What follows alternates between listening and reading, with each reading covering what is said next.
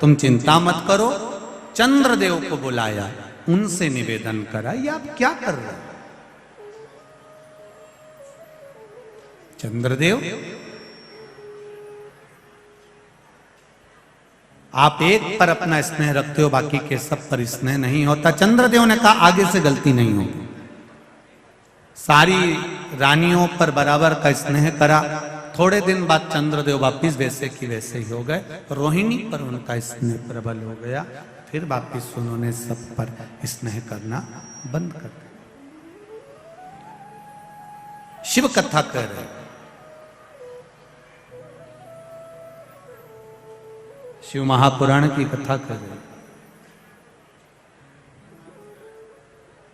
अब की बार चंद्र को बुलाया और चंद्रदेव को बुलाकर कहा कि चंद्रदेव, तुमने फिर गलती कर दी है। मैं श्राप देता हूं तुमको चंद्रदेव, तुम्हारी काया का तुमको जो अभिमान है, ये काया छिन्न हो जाए। चंद्रदेव की काया छिन्न हो रही, टपक रही।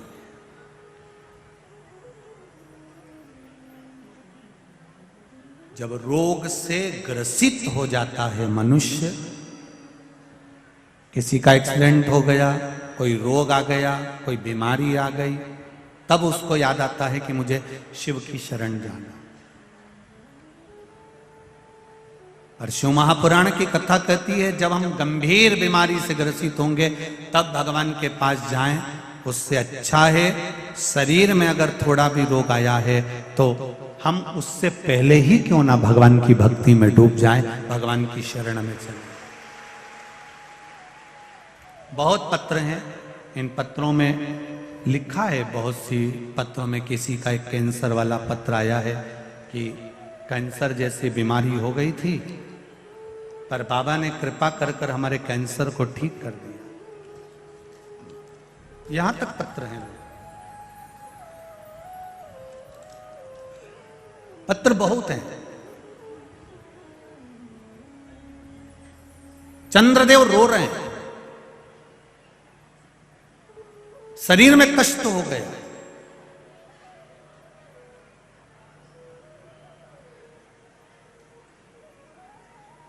एक बात चंद्रदेव के जीवन में चंद्रदेव को समझ में नहीं आई। मेरा शंभू कहता नहीं है कुछ भी, पर बता देता है। पर नारी, पर धन,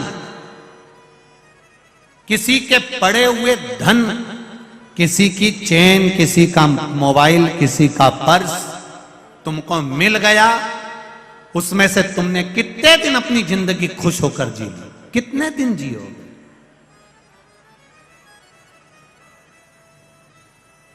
फिर वापिस वही रोना जिंदगी का, और उससे अधिक रोना जीवन का है, और ज्यादा रोना है। पर धन, पर नारी पर जब गलत दृष्टि दी जाती है तो यह निश्चित है कि व्यक्ति को रोना तो पड़ता।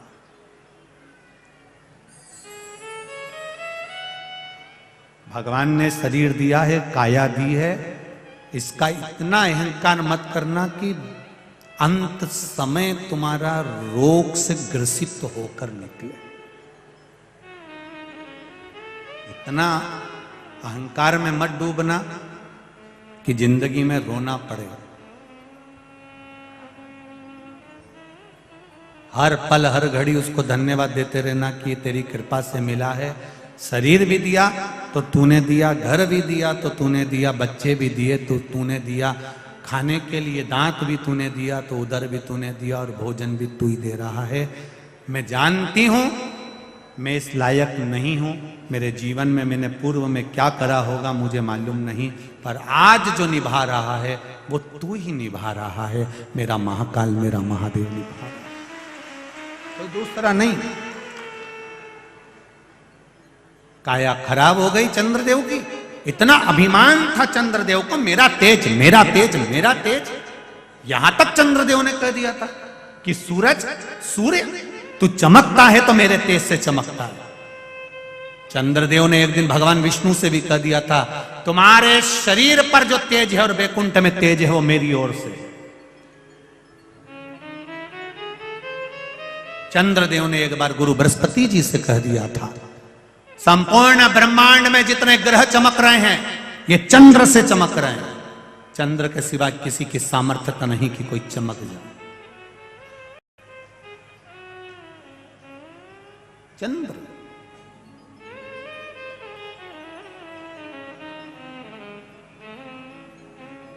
सारा अहंकार, काया का जो अभिमान था वो ले गया, पड़ा है, कोई मतलब का।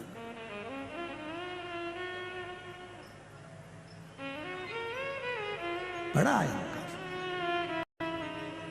ब्रह्मा जी के पास में सूचना पहुंची तो ब्रह्मदेव ने नारद जी से कहा, नारद चंद्रदेव से कहो कि शिवलिंग का निर्माण करे और उसकी पूजन करे। समय पूछा गया, शिवजी के पूजन का समय क्या रखा जाए। ब्रह्मा जी ने कह दिया, चंद्रदेव से कह दो संसार में जन्म लेने वाले मनुष्य का मौत का समय बता दे कि मरेगा कब। जब इंसान को मृत्यु का समय नहीं मालूम कि कब मरेगा तो पूजन का समय क्या पूछना। हर पल दिन रात भगवान की भक्ति ऐसे करो कि मैं अगले पल जीवित रहूंगा कि नहीं रहूंगा। जब मौत का ठिकाना नहीं तो मरने का क्या ठिकाना, भजन का क्या ठिकाना। कोई कहता भगवान का भजन दिन में करो रात में मत करो, कोई कहे शाम को करो सुबह मत करो, कोई कहे अभी करो बाद में मत करो। सबकी सुनो। पर शिव महापुराण कथा कह रही है कि कब मरोगे तुमको मालूम है क्या। जब तुम्हें मरने का नहीं मालूम है, मालूम पड़े रोटी खाता खाता लुढ़क गया तो उससे पहले ही शंकर का भजन कर लो, उससे पहले ही एक लोटा जल चढ़ा लो, उससे पहले ही शिव की भक्ति कर लो, भगवान का भजन कर लो, राम कर लो, कृष्ण कर लो, शिव कर लो। मृत्यु का ठिकाना नहीं है कि कब मरोगे, तो भजन का भी कोई समय नहीं है। तुम्हारी मर्जी पड़े तब करो, पर शिव का भजन।